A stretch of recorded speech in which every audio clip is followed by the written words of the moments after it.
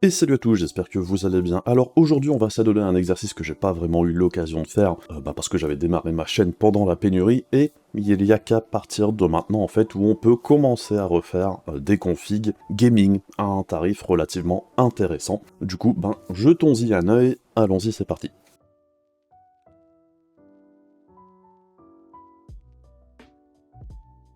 Alors c'est toujours un petit peu compliqué de conseiller une config particulière à quelqu'un sans connaître ses besoins. Du coup ici l'objectif c'est pas forcément que vous adhériez complètement à la config que je vais présenter, mais que ça vous serve de base pour aussi construire quelque chose qui soit plus proche de ce que vous recherchez. Puisque quand on fait un PC, la première chose à se demander c'est quels sont mes besoins, quel type de performance je vais rechercher, et qu'est-ce que je vais acheter pour arriver à ce résultat. Et c'est pour ça que présenter une config juste avec des prix, c'est souvent pas très constructif au final, puisqu'il peut y avoir certaines attentes que vous ne pourriez pas me formuler, du coup la config en question, même si elle est à un prix intéressant, ce serait pas forcément adapté pour vous. En plus de ça, selon le prix que vous êtes prêt à mettre, on n'aura pas forcément les mêmes contraintes, que ce soit au niveau de la config en elle-même, de sa puissance, aussi de sa possible évolution, et aussi de la qualité de ses composants. Mais bon, aujourd'hui on va se concentrer plutôt sur l'entrée de gamme, et quand on crée une config bas de gamme, il y a plusieurs façons de voir les choses. C'est soit on prend vraiment le moins cher du moins cher, et on se retrouve très souvent avec une config très limitée, que ce soit au niveau de ses performances ou de ce qu'il est possible de rajouter par la suite, ou on crée une config légèrement plus chère, mais qui permet de changer quelques pièces par la suite pour dire de lui redonner un petit coup de fouet. Puisque le gros problème quand on fait une config vraiment pas chère, c'est que la plupart du temps, au final, si on veut changer quelque chose, on est limite obligé de changer 2-3 autres pièces en même temps. Donc on va présenter une première config qui doit coûter environ 750 €, qui permet de jouer en 1080p en détail médium, voire élevé dans certains cas, et je vais expliquer un petit peu pourquoi c'est pas forcément le meilleur plan malgré tout, puisque ce type de config, on va le voir, même si c'est déjà quand même 750 €, on sera plutôt vite limité sur ce qu'on peut faire avec. Pour commencer, au niveau boîtier alimentation, ici on est chez Cdiscount qui nous propose un pack boîtier plus alimentation qui sont proposés à un tarif plutôt intéressant, 135 € pour les deux. On nous donne ici un boîtier d'entrée de gamme, mais qui fait le taf pour des configs plutôt pas chers. Il est pas si mal que ça dans l'ensemble, il est très populaire et la plupart du temps il est proposé aux alentours des 60-70 €. Les prix fluctuent quand même assez régulièrement, et avec ce boîtier on se retrouve avec une alim de 650 watts Gold, et les alims de chez MSI sont de plutôt bonne qualité la plupart du temps. Donc ici ce pack est proposé du coup à 135 € et c'est un plutôt bon deal. Puisque au niveau des alims et des boîtiers, en ce moment les prix sont un petit peu à la hausse je trouve. En plus de ça ici, comme on a un boîtier relativement correct, on pourra assez facilement changer des pièces à l'intérieur, mettre un plus gros ventirad, voire même un water cooling. Et au niveau de l'alimentation, alors 650 watts, certes on va pas mettre une 3090 Ti là-dessus, mais on peut assez facilement monter jusqu'à des cartes type 3070 sans vraiment de gros soucis. Au niveau du processeur, on va plutôt partir sur du Intel, puisque sur l'entrée de gamme, c'est très clairement chez Intel que c'est moins cher et que c'est le plus intéressant. Alors après, il y a plusieurs façons de faire. Soit on part sur la dernière génération et on va partir sur ce 12100F de chez Intel, qui est proposé à un tarif de 125 €. Alors je sais, il y en a qui aiment pas ce processeur parce que c'est un 4 corps 8 threads, mais dans les grandes lignes, il se comporte vraiment très bien en jeu, même dans les jeux les plus gourmands. Ce processeur, même avec seulement 4 corps, il s'en sort vraiment plutôt pas mal. Puisque si on prend l'exemple de Cyberpunk 2077 dans le test du 12100F chez Gamers Nexus, on s'aperçoit que le 12100F s'en sort vraiment plutôt pas mal, et il fait relativement jeu égal avec même un 11400 de la génération précédente chez Intel, et il fait même limite quasiment aussi bien qu'un 3900X qui est un 12 core 24 threads d'ancienne génération chez AMD. Vu son prix, il s'en sort vraiment pas mal, même dans des jeux qui peuvent être très gourmands au niveau du nombre de corps demandés. Donc certes, c'est pas le processeur le plus performant du monde, mais c'est pas ce qu'on lui demande ici. On lui demande surtout de proposer un compromis performance-prix intéressant, et c'est ce qu'il propose. Par contre, il y a une autre option également, c'est de partir sur des processeurs un petit peu plus anciens chez Intel, soit de la génération 11, soit de la génération 10. Ce qui vous permettra d'avoir un 6-core en 12 threads pour à peu près le même prix que le 12100F, ce qui vous donnera un avantage si vous avez besoin aussi de travailler avec votre processeur, où là les 2 corps en plus sont vraiment beaucoup plus intéressants à avoir par rapport au 12100F. Au niveau de la carte mère, par contre, et c'est un problème sur cette nouvelle génération chez Intel, c'est que les prix sont un petit peu plus élevé par exemple que chez AMD, mais le gros avantage de la nouvelle génération d'Intel, c'est que par exemple chez AMD on n'a pas de vrai équivalent par rapport au 12100F, il n'y a pas de concurrent direct qui soit aussi intéressant. Donc même si les cartes mères sont plus intéressantes chez AMD au niveau prix, au niveau des processeurs c'est pas forcément le cas. Au niveau de la plateforme en entier, vis-à-vis de ce que vous allez choisir au niveau du GPU, il y a certains avantages à partir chez Intel. Donc ici très clairement la Asus Prime H610M, alors c'est pas un foudre de guerre, on va pas se le cacher,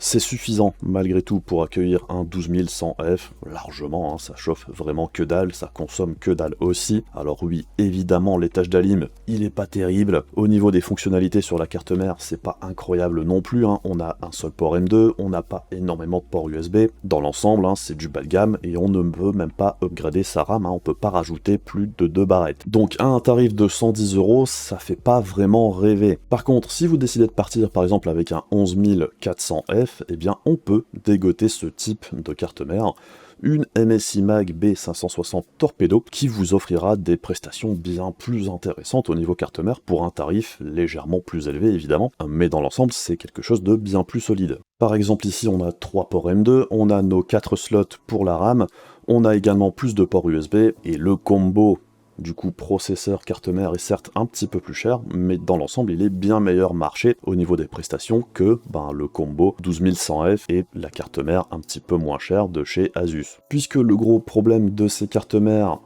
pas chères entre guillemets, c'est qu'on est très limité au niveau de ce qu'on peut faire ensuite. Même si on veut changer de processeur, on pourra pas mettre un gros processeur là-dessus, ce sera très clairement insuffisant, même un i7 12700K, je mettrai pas ça sur ce type de carte mère, puisque si on veut quelque chose d'un petit peu plus solide sur les derniers chipsets d'Intel, on est obligé de partir tout de suite sur des cartes mères à environ 160-170 € comme la B660 Plus D4 ici, qui offre un lot de prestations beaucoup plus intéressant, mais oui, effectivement, ça coûte 50-60 balles de plus. Donc vous voyez déjà ici qu'il y a plusieurs dilemmes à prendre en compte et à considérer quand on achète une config vraiment pas chère, puisque si on recherche le prix à tout prix, et bien en fait on se limite très vite pour la suite, et c'est un petit peu gênant. Par contre, si vous êtes certain que vous n'allez pas changer cette config, que ce qui est proposé vous suffit, après pourquoi pas.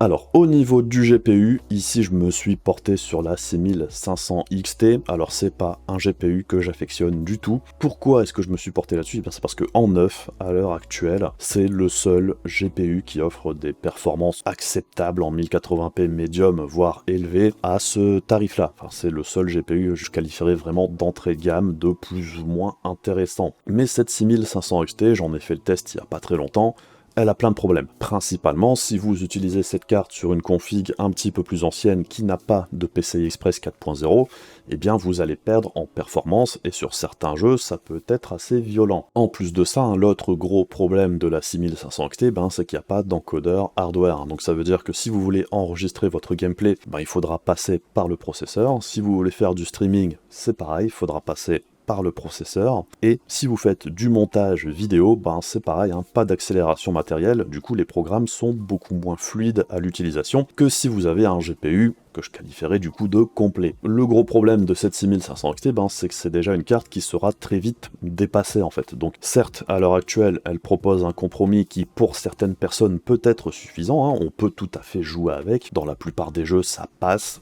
en 1080p médium. En détail élevé, il y a des jeux où ça passe déjà vraiment plus vraiment, et en détail ultra, alors là, il y a déjà énormément de jeux qui ne sont pas jouables sur cette carte parce qu'elle a plein de limitations. Déjà au niveau de sa RAM totale, on n'a que 4 Go, et en plus au niveau de l'architecture à l'intérieur, il y a plein de limitations. Enfin, je vous renvoie vraiment à mon test de la carte si vous voulez vraiment voir pourquoi cette 6500 XT n'est pas un bon produit dans l'ensemble. La seule raison pour laquelle je propose ce GPU dans cette config, c'est tout simplement parce que c'est le seul GPU à ce niveau de prix-là, tout simplement. S'il y avait de la concurrence un petit peu plus correcte à un tarif similaire, je recommanderais sans aucun problème un autre GPU que celui-ci.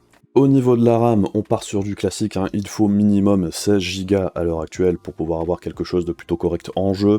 Ici, c'est de la mémoire de chez PNY, 3200 MHz, 16 Go, en casse 16, c'est du classique. Ça tourne encore aux alentours des 60-70 € selon ce que vous achetez. Tant que vous prenez une marque relativement réputée avec des specs similaires à celle-ci, je dirais peu importe ce que vous achetez, ça devrait faire le taf. Au niveau du stockage, on part sur un Crucial P2 en 1 Tera, c'est du classique aussi, c'est un bon rapport performance-stockage-prix en M2, en NVMe. Par contre, je vous invite vraiment à prendre 1 Tera minimum, je sais que certains mettent sur certaines configs 512 Go. 512 Go, c'est vraiment pas suffisant sur PC, parce que déjà rien qu'en installant Windows, on en perd environ 100.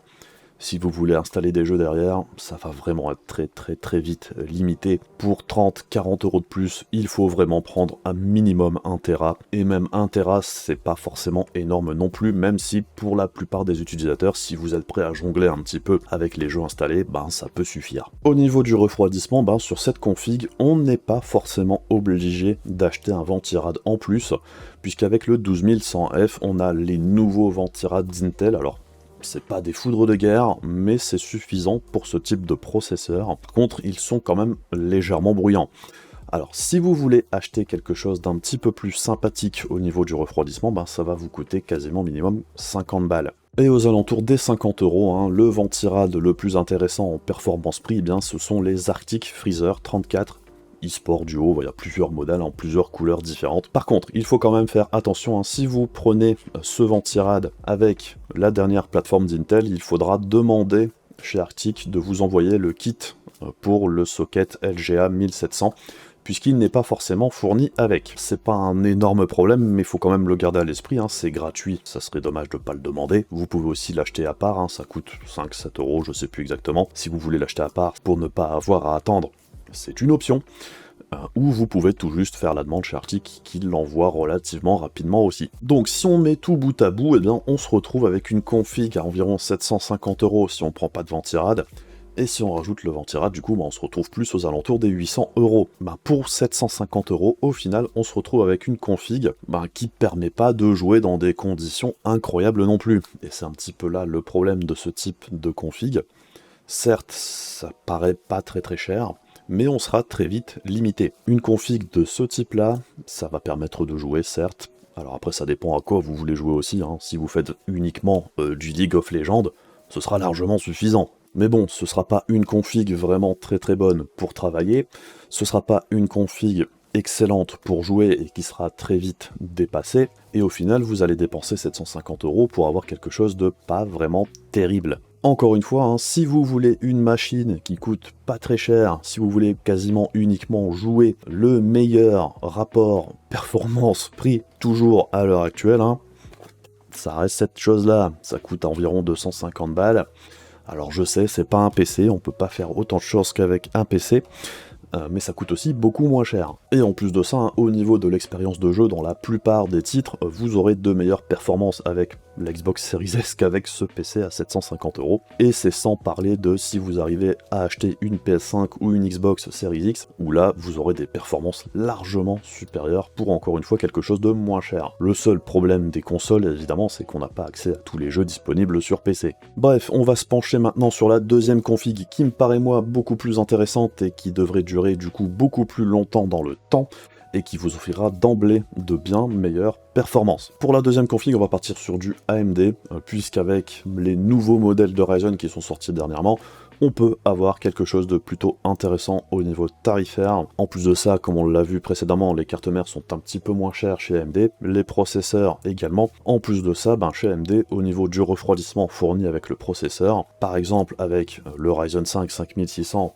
dont on va parler après, on a un ventirad de plutôt bonne facture. Dans l'ensemble, c'est suffisant pour ce type de processeur, ce qui évite d'avoir à acheter un Ventirad en plus à 50 balles, ce qui est une économie quand même plutôt appréciable. Donc il y aura des choses qui seront communes avec la config qu'on vient de voir, il y aura quelques trucs qui vont changer aussi, et dans l'ensemble, c'est une config qui devrait coûter aux alentours des 1000-1100 € grand maximum, selon ce que vous allez choisir d'acheter. Alors certes, c'est plus cher, c'est 300-350 balles de plus, mais au niveau des performances apportées, ça n'a absolument rien à voir. On peut jouer en 1080p ultra dans d'excellentes conditions, on peut même prétendre à du 1440p, détail médium, élevé, voire ultra, ça dépend des jeux. Pour commencer, on retourne chez Cdiscount avec notre pack, avec le boîtier et la lime, qui reste plutôt intéressant pour 135 €, 650 watts, 80 plus gold, alim modulaire de plutôt bonne facture.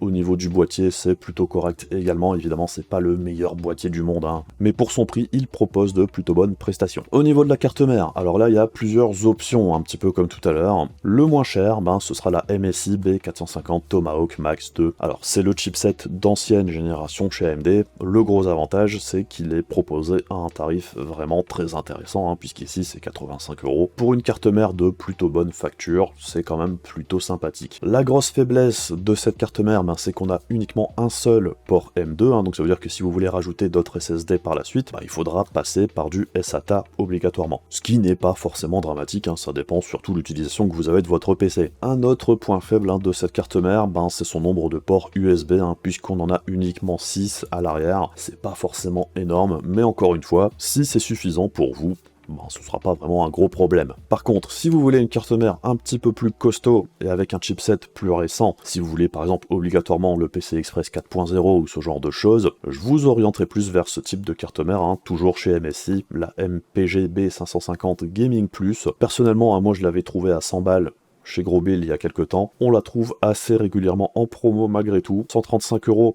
C'est clairement pas son meilleur prix, mais bon, dans l'ensemble, elle offre des prestations plutôt correctes. Au niveau du look, c'est un petit peu plus sympa que la B450 qu'on vient de voir aussi, à mon avis. Par contre, ici, comme c'est du B550, on a deux ports M2, et comme on le voit ici à l'arrière, on a deux ports USB de plus, et dans l'ensemble, c'est une carte mère un petit peu plus moderne. Au niveau de la RAM, c'est la même chose que tout à l'heure, partez sur du 16 Go de RAM minimum en 3200 MHz, casse 16. Voilà, en ce moment, ça tourne aux alentours des 65 €, 70 €, ça dépend, la RAM a tendance à remonter un petit peu. D'ailleurs, j'ai envie de dire, si vous devez acheter de la DDR4, traînez pas trop, puisqu'on est en train de transitionner vers la DDR5. Les kits de DDR4 les plus performants risquent de grimper en prix assez violemment. Au niveau du stockage, comme tout à l'heure, un minimum 1 Tera, un Crucial P2, à environ 80 €, parfois il est en promo dans les 75 € aussi. Ça dépend, le prix fluctue énormément. Hier, il était à 95, faut pas me demander pourquoi. Ça fluctue énormément au niveau du tarif sur ce modèle. Au niveau du processeur, on est chez AMD, et donc ici actuellement, on peut trouver maintenant le Ryzen 5 5600 pour 200 €. Et pour 200 €, c'est vraiment un excellent processeur, à un tarif plutôt intéressant. Il fait jeu égal avec le 12400 de chez Intel dans l'ensemble.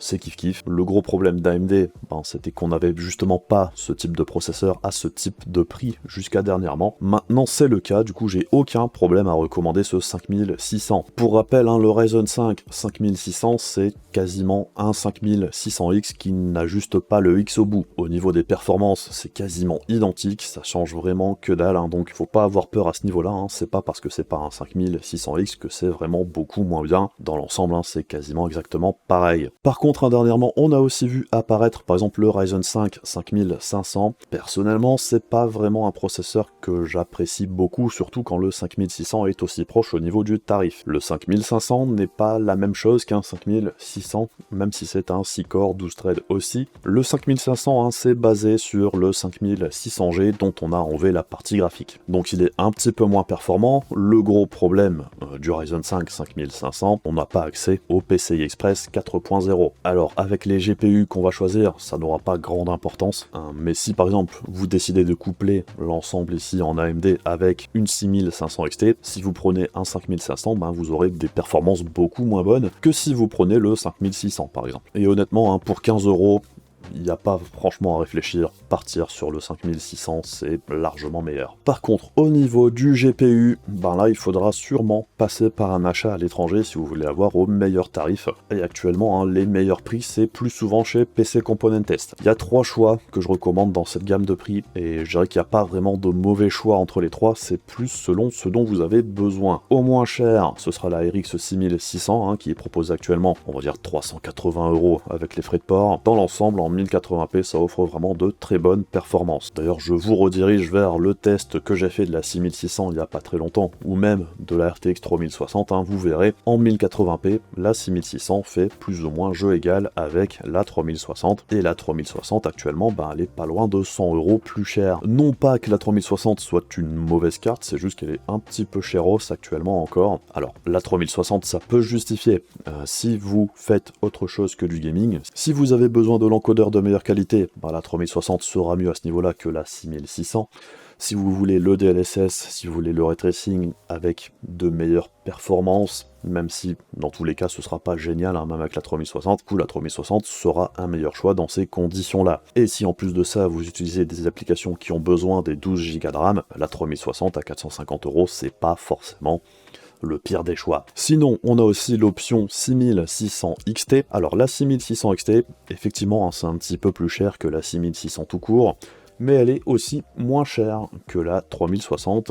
Et dans l'ensemble, la 6600 XT offre des performances légèrement supérieures à la 3060, particulièrement en 1080p. En 1080p, la 6600 XT, au final, elle est pas très loin derrière de la 3060 Ti. Par contre, au-dessus du 1080p, la 6600 XT est un petit peu plus à la peine par rapport à la 3060 Ti, mais elle reste plus ou moins au même niveau que la 3060. Donc dans l'ensemble, la 6600 XT, c'est aussi une option plutôt intéressante. Et si vous voulez avoir quelque chose un cran au-dessus de tout ça, faudra viser sur la 3060 Ti, que l'on peut trouver maintenant à environ 570 € sur ce modèle de chez MSI, qui est plutôt correct. Je préfère ce modèle-là que le modèle de chez Zotac qu'on avait vu dernièrement. Il est un petit peu plus cher que la Zotac justement, mais l'un dans l'autre, je préfère ce modèle-là, même s'il est un petit peu plus cher. Alors évidemment, que vous preniez la 6600 ou la 3060 Ti, ça fera varier le prix de plus de 200 €. C'est à vous de voir si c'est intéressant ou pas. Personnellement, dans la config à environ 1000 €, du coup, j'avais tablé moi 450 € pour le prix du GPU. J'ai d'ailleurs fait une vidéo dernièrement où je détaille un petit peu le prix à la frame des différents GPU. Si vous voulez en savoir plus, je vous invite à aller voir justement cette vidéo pour prendre ce qui est le plus adapté selon vos besoins. Donc voilà un petit peu ce que je pouvais vous dire aujourd'hui vis-à-vis des configs. Après c'est vous qui voyez. Je mettrai plusieurs options également dans la description de la vidéo, quelques variations selon ce dont vous avez besoin, par exemple entre les différentes générations de processeurs chez Intel.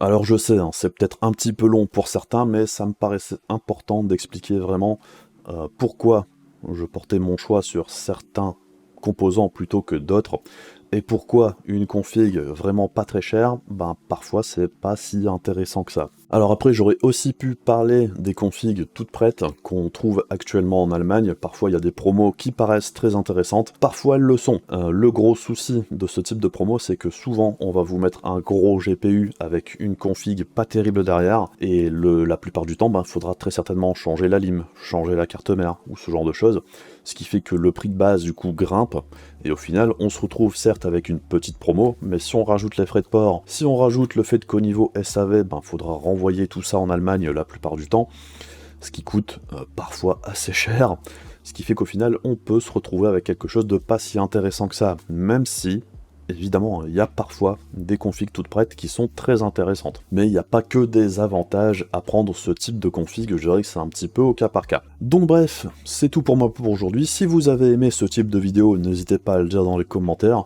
N'hésitez pas de toute façon à faire des trucs casse-couilles de YouTube si vous voulez soutenir la chaîne. On se retrouve très rapidement pour d'autres vidéos. Je vous fais des bisous, je vous dis à la prochaine. Salut!